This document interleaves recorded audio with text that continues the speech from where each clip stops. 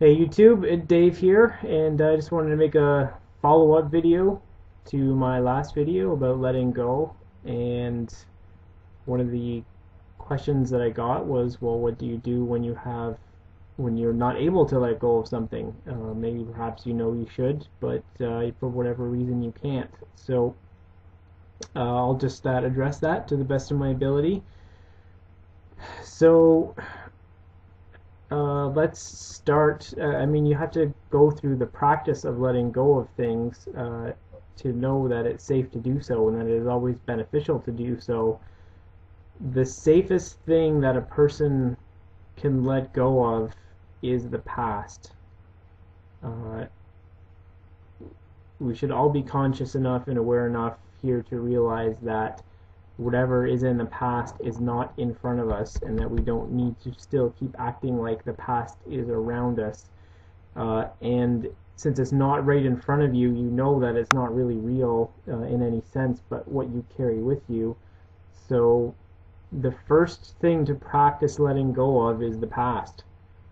And so you have to look into your past, whether it be a day ago, a few months ago, or a few years ago, or a few decades ago, and see what you are holding on to inside yourself from the past. What angers, what guilt, what frustrations, what shames, what anxieties, what fears, all that kind of stuff. What is it that you cannot let go of from the past? And as long as a person remains in a state of blame about the situation or someone else or something outside of them which causes them some pain or anger or frustration,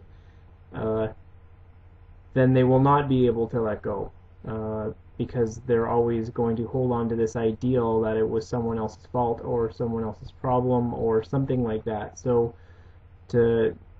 to really let go, you've got to be able to take self-responsibility for yourself and your actions in that situation. And if the person is really in a strong state of blame, then this might be a very difficult thing to do. So you may have to work your way through this a little bit mentally and ask yourself some questions. And the first one of the questions that you should ask yourself then is, looking at these past events, these past hurts, these past traumas and situations that happened to yourself, what were the lessons that I learned from these situations? And obviously you had to learn something from them or you would still be in them. So if a person is still holding on to blame from the past and they can't see the lessons that they learned, but their situation has changed since then it just means that you're not aware of the lessons that you have learned. You're not aware of all that has changed within you since these events happened. And so what I would suggest is, just make a checklist. How have I changed since this situation? How have I grown as a person that I would not have otherwise grown or learned or changed about myself had these events that I deem as painful and hurtful not happened in my life? Because the flip side of that is that these events may have forced some change in your life that you did not want to happen. However, even if the changes were painful, probably most likely that if you had stayed in situations that you would be a lot worse off today than you were now, if your situation changed since then. So what were the lessons learned, and how have those lessons benefited me? How have those lessons and that growth contributed towards my personal benefit?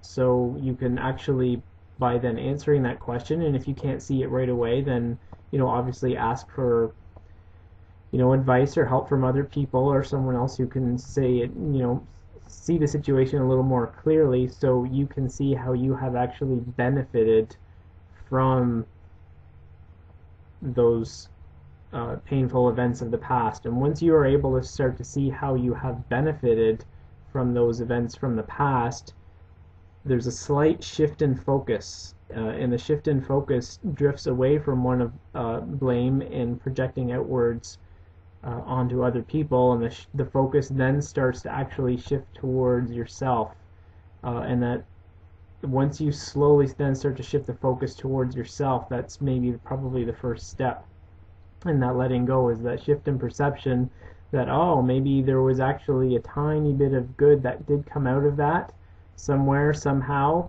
and somehow you have to maybe look in your head and see how you're perhaps blocking yourself from seeing the benefits that have arisen out of the situation.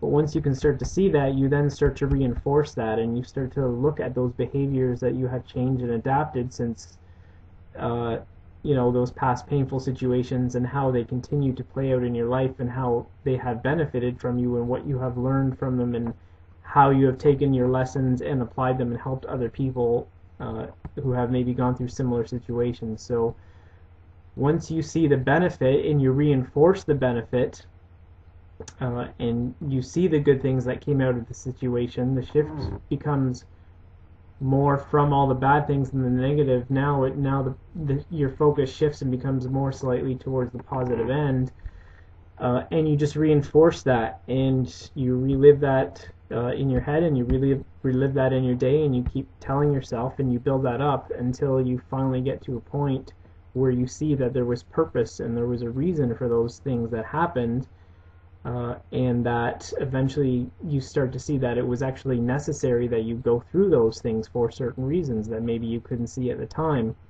Once you get to this point where you actually start to see the reason and that it was necessary for you to go through these painful circumstances for certain lessons and for certain growth opportunities, then you can actually start to become a little bit more grateful for these situations that have happened in the past.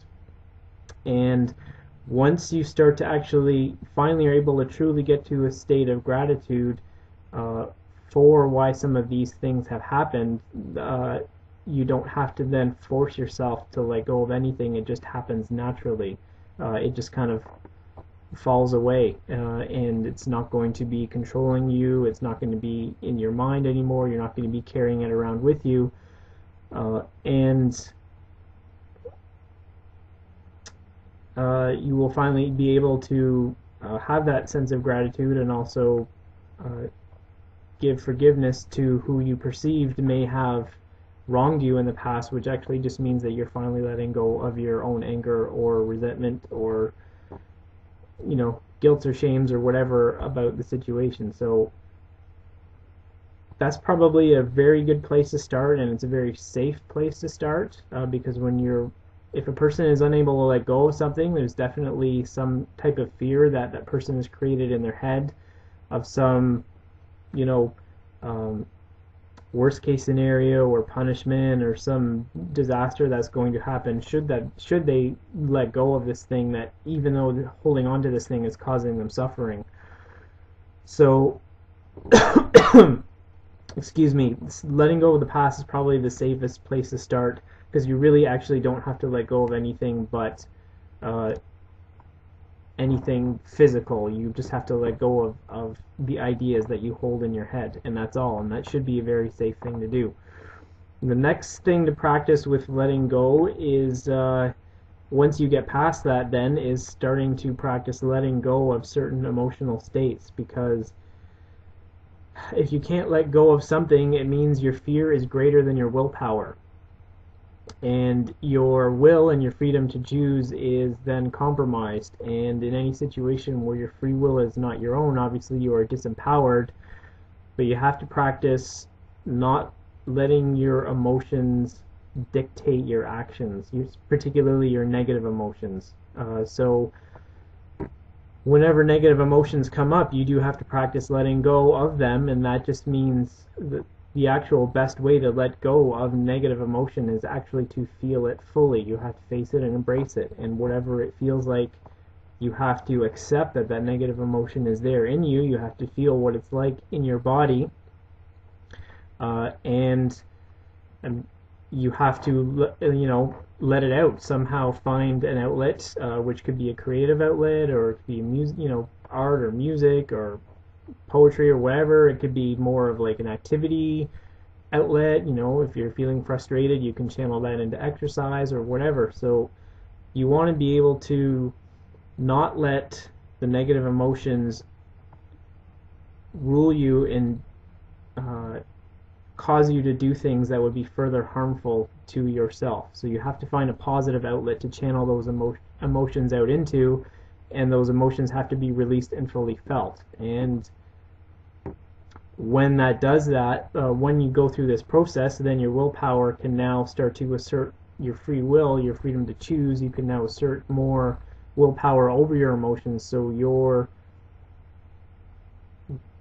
ability to choose to let go now becomes stronger than your fear that's holding you trapped in the inability to let go. The reason that you want to actually practice that, not letting your emotions, negative emotions, control you or dictate your actions, is because when you finally get to the point where you can and want to let go of something to the degree that you have identified with this thing as a part of you, when that thing is gone, it's going to feel, it can at sometimes feel quite painful, especially if you have to really, you're leaving a relationship or a place that you're really attached to, or a job or a location. And so when you do experience that letting go, there is going to be a tremendous rush of emotion and an upwell of emotion from,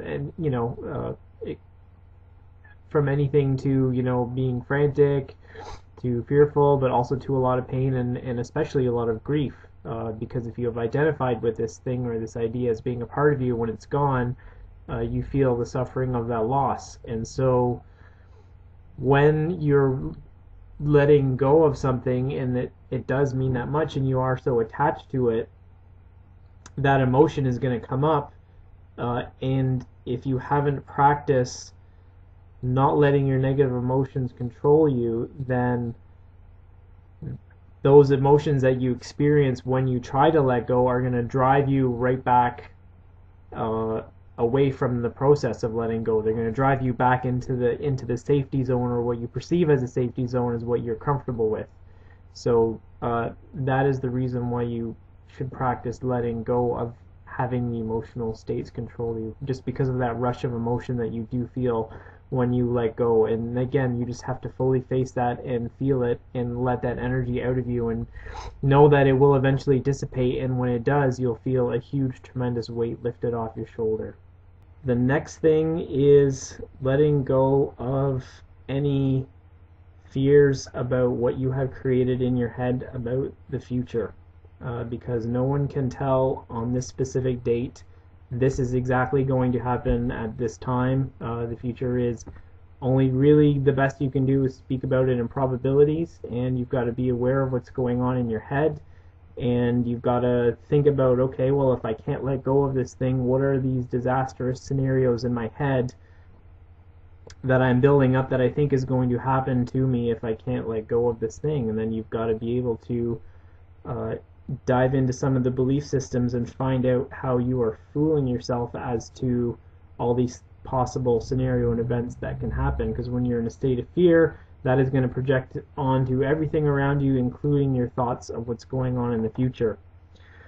So letting go of the past, just letting go of certain emotional states, and when you're in the highly charged emotional state, you've got to fully face it and embrace it and feel it, let it have an outlet for it, so that energy can come out of your body and you can return back to neutral, and then go ahead and not let those emotions rule you. And then you've got to start paying attention to when your mind is racing and running into the future events and all these bad things that could happen from letting go, and diving into the belief systems that make you think that those things are going to happen. So those are probably the things I would start with. Letting go of attachments to the past, letting go of any attachments to the future, and not letting your emotions rule you. And then The final step, which is also just practice, is that in the previous video I talked about hearing the whispers in the wind, which are looking for life's subtle signs that you are supposed to go in a certain direction, is that you have got to really, really, really learn to trust your guidance. And the only way, whatever guidance is for you, if you pray to God, that's fine. If you talk to your higher self or your superconscious mind, or your guidance comes from the heart or your intuition, whatever you use for a higher source of guidance, you really have to trust that. And the way to build trust with that is to practice listening to it, practice letting it taking you into situations, even if those situations seem a little bit uncomfortable, and witnessing the end result and how those situations benefited from you, because your higher guidance will never ever serve you wrong if you are truly in tune with it.